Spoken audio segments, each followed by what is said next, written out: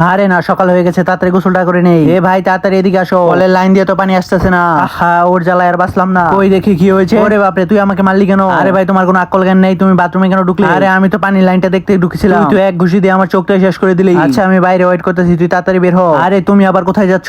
আরে না, এইদিকে আসলাম। ভাই আমি বের হয়ে গেছি, এখন গিয়ে দেখো কলে কি হয়েছে। ভাবি চলো এই ফাঁকে আমরা গিয়ে মাছ ধরবো। আজকে তো আমরা মজা করে অনেকগুলো মাছ ধরে নিয়ে যাবো। বন্ধুরা, আল্লাহকে ভালোবাসলে লাইক করো, আর শয়তানকে ঘৃণা করলে চ্যানেলটা সাবস্ক্রাইব করো। ভাবি এই দেখো, পাথরের নিচে আমি একটা মাছ পেয়েছি। আরে আমিও তো পাথরের নিচ থেকে আরেকটা মাছ পেয়েছি। আজকে তো এই মাছগুলো আমরা মজা করে খাবো। আরে কলের আবার কি হলো? এখন আবার কোথায় গিয়ে কলটা ঠিক করি? না যাই, গিয়ে দেখি কলের পাইপটা ঠিক আছে কিনা। আরে এইখানে তো দেখি মিনা পায়ের ছাপ দেখা যাইতেছে। আচ্ছা, একটা ছবি তুলে রাখি। মিনা এই দেখ, আমি এখন বড় একটা মাছ পেয়েছি। ওরে বাপরে, আমি তো উষ্টা খেয়ে পড়ে গেলাম। আরে এইটা এখানে কি দেখতেছি? মিনার জুতা। তার মানে ওরা বাইরে গেছে। ভাবি তাড়াতাড়ি বাড়িতে চলো, তুমি পড়ে গেছো, এটা যদি ভাইয়া জানতে পারে তাহলে আমাকে মেরেই ফেলবে। আজকে তো ওদেরকে আমি উচিত শিক্ষা দিব। তার জন্য দরজার উপর পানি দিয়ে বালতি রেখে দিলাম। এই তোমরা কোথায় গিয়েছিলে? তোমার এত বড় সাহস, তুমি মাছ ধরতে গিয়েছো? আরে ভাইয়া, ভাবিকে কেন বকতেছো? এই তুই চুপ থাক। আরে ধর, তোমার সাথে কোনো কথাই নেই। আরে মিনা দাঁড়া দাঁড়া, আমি তো দরজার উপর পানি রেখে এসেছিলাম। হাই হাই রে, পানিটা তো এখন আমার উপরেই পড়লো। মাছগুলো এখন ভালো করে ধুয়ে পরিষ্কার করে তারপর আনতে হবে। ভাবি তাড়াতাড়ি হাত চালাও। এই তো আমার রান্না হয়ে গেছে, এখন আমরা সবাই একসাথে বসে খাবো। আরে মাছগুলো খেতে তো অনেক সুস্বাদু।